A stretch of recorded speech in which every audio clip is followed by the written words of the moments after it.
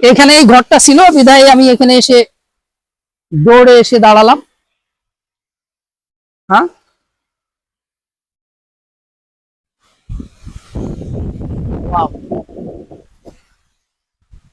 এই যে কাঠগুলো দেখছেন, এই কাঠগুলো হচ্ছে হিন্দু ধর্ম যদি মারা যায় সেই মানুষ দাহ করার জন্য ব্যবহার করা হয় এই কাঠগুলো।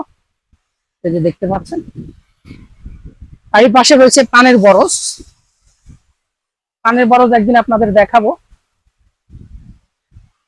দেখেন, বৃষ্টি হচ্ছে, আমি শ্মশান ঘাটে। এইটা হচ্ছে শ্মশান ঘাট। এখানে এটাকে শ্মশান বলে।